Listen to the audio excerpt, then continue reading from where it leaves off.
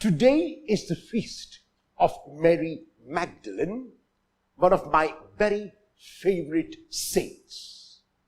Mary Magdalene is the only woman who appears in all the 4 Gospels at the empty tomb. In the Gospel of Mark, she goes along with 2 other women to roll the stone back to anoint the body of Jesus. In the Gospel of Matthew, she goes with another woman. In the Gospel of Luke, she goes with a few other women. But in the Gospel of John, she is the only woman mentioned who goes to the tomb early in the morning on the first day of the week, which is Sunday. Mary sees that the stone has been rolled back, makes up her mind about what may have happened, and runs to tell Peter and the beloved disciple that they have taken the Lord out of the tomb. She is presuming, she is assuming without even having the facts. Peter and the beloved disciple come running to the tomb. Peter goes into the tomb, followed by the beloved disciple, and they find that the body of Jesus is not there, but the cloths which were used to wrap the body of Jesus are still in the tomb. This is an indication to them that Jesus has left death behind. By leaving the cloths behind, they presume that Jesus has left death behind, and they presume that he has risen from the dead. Yet, they are not aware of what the resurrection means. And so, they go back home. Mary, however, is faithful. Mary, however, is persevering. Mary, however, is persistent and stays outside the tomb. However, Mary stands outside the tomb weeping. John is the only one who tells us about the tears of Mary and about the fact that she wept.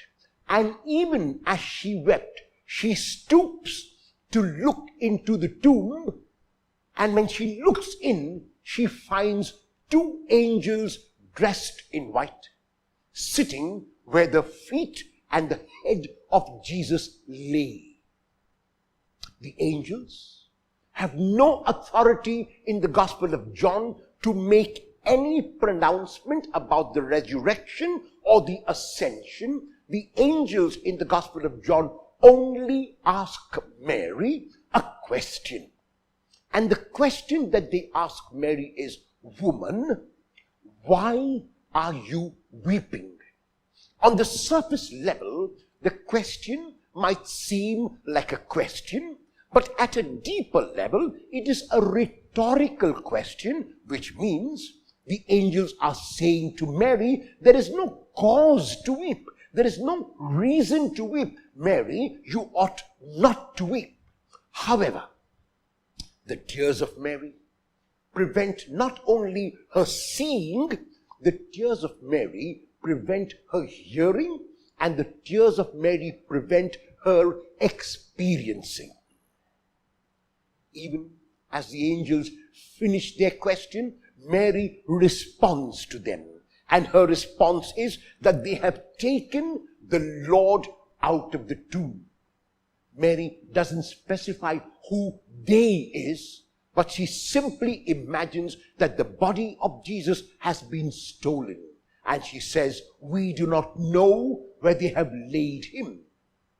And even as she responds to the angel's question, Jesus stands by her side. However, the tears of Mary, the weeping of Mary, the self-pity of Mary prevents her from hearing and seeing Jesus. Her eyes are kept from recognizing Jesus. And Jesus repeats the question of the angels and adds another. He says to her, "Woman, why are you weeping? Tina zeteis." Tina zeteis in English means, whom are you looking for? In the Gospel of John, this or a similar question is asked 3 times. The first time it is asked is in chapter 1, verse 38. When the 2 disciples of John go behind Jesus, Jesus realizes that they are coming behind him and turns and asks them, "Ti zeteite," what are you looking for? On the surface level, it will seem like a very courteous question. It will seem like a question for information. But on the deeper level, it means, what is your plan in life? What do you want from life? Why do you continue to live the way you do? That is the meaning of ti zeteite. What do you seek? The second time in chapter 18, verse 4, when Judas and the arresting party come to arrest Jesus, Jesus asks them a similar question, "Tina zeteis," whom are you looking for? Unfortunately, they are not looking for the Lord, but the Jesus of Nazareth. When Jesus responds, "Ego eimi," I am, they draw back and fall to the ground. The reason is, the proper posture before God is always prostration. The proper posture before God is always to fall to the ground. The third time this question is asked is to Mary Magdalene when Jesus asks her, "Tina zeteis." He repeats the question of the angels, "Woman, why are you weeping?" And the first question that the angels ask, "Whom do you seek?" Now Mary wants the dead Lord. She does not want the risen Jesus. So Mary thinks that Jesus is the gardener. Now, why did Mary think that Jesus was the gardener? Why did she not think that he was a watchman? Why did she not think he was a stranger? Why did she not think he was anyone else? The reason is because Mary's heart was saying that only a gardener could fulfill her wishes. Only a gardener could fulfill what she wanted. Only a gardener could satisfy her need at this time. And though she looks at Jesus, the tears prevent her from seeing correctly, and she sees Jesus as a gardener, as one who could fulfill what she wanted. And what did she desire? She desired the dead Jesus. She desired the Jesus who was laid in the tomb. And so she says to Jesus, whom she thinks is the gardener, "Sir, if you have taken him away, tell me, and I will go and get him." But what would Mary do, does she imagine, with the dead body of Jesus? Would she sit with the dead body? If yes, then for how long? How long could she sustain that vigil over a dead body? So Mary is talking from emotion. Mary is not talking from reason. And the emotion, unfortunately, is not the emotion of love. It is the emotion of craving, the emotion of desire, the emotion of selfishness, and the emotion of self-pity. Jesus has asked her 2 questions. And Mary has not recognized him, nor has she recognized his voice.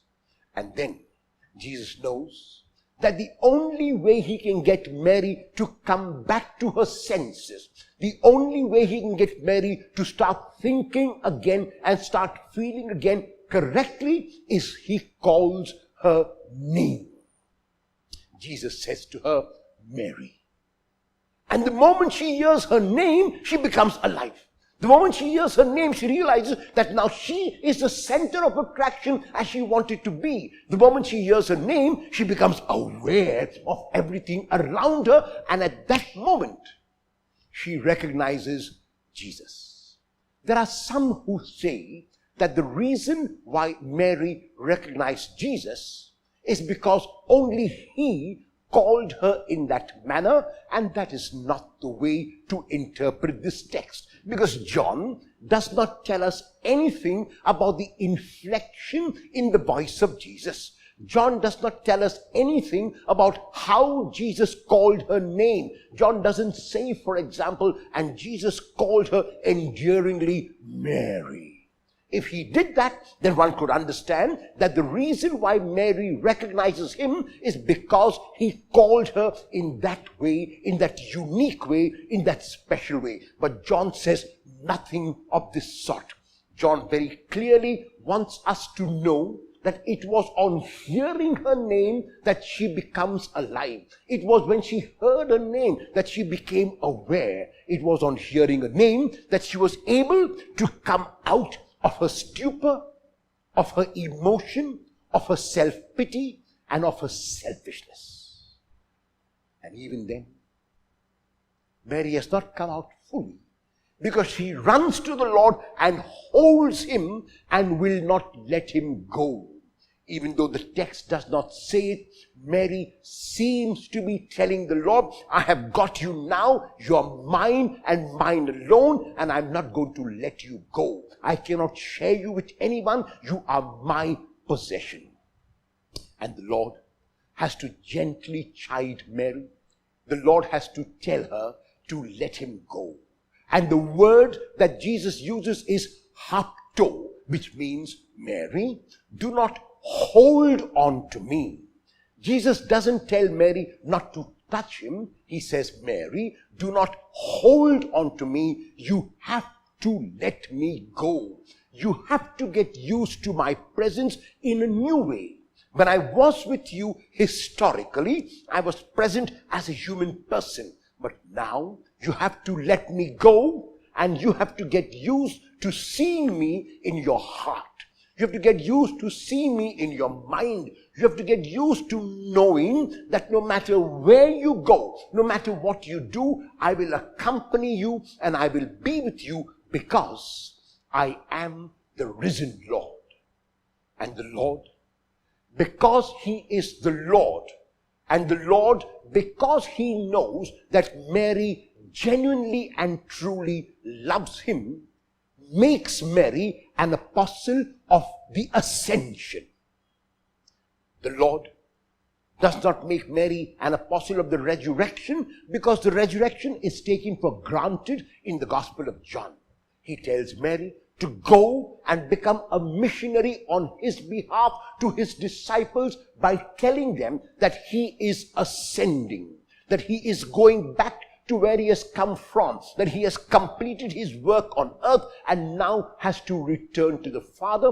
And to Mary's credit, she lets go of her self-pity, she lets go of her selfishness, she lets go of her emotions and becomes that rational, that reasonable, that logical disciple and apostle when she goes as a missionary and communicates the message of the ascension to the disciples of Jesus. What is the message of this text for us today? There are times in our lives when we are faced with a calamity. There are times in our lives when we are faced with a loss. When a member of our family gets cancer. When a member of our family dies young. When a spouse is called to God before his or her time. When children die in childhood, when youth die in accidents, then the world of the family is shattered. And the question is, why me? Why my child? Why my husband? Why my parent? At those times, the Lord comes to us like he came to Mary Magdalene, and he asks us, why are you weeping? Whom are you looking for? If we truly believe in the resurrection, we have to say we are looking for our risen brother, our risen son, our risen daughter, our risen parent, the risen member of the family. But if we do not believe in the resurrection, then like Mary, we will look for the dead relative. And if we look for the dead relative, the danger is we will not be able to hear the questions that Jesus is asking us. If we look for the dead relative, we won't be able to hear what Jesus is saying to us, and we will be caught up in our own selfishness, in our own self-centeredness, in our own emotion. If we really look for the risen relative, if we look for hope, if we look for the positive, then it is possible that we will know that the question Jesus asks us is actually a rhetorical question, where he is telling us not to be afraid, telling us not to weep. He is telling us not to give in to depression, not to give in to the negatives, but to continue to have hope. The story ends beautifully with Mary becoming an apostle of the ascension of Jesus. Let us pray on this feast of this beautiful missionary Saint Mary Magdalene, that each one of us will let go, like she did, of our self-pity, of our selfishness, of our tears, which prevent us from seeing and hearing and experiencing, and know that our Lord is alive, and that our God is a God of hope, our God is a God of peace, our God is a God of life.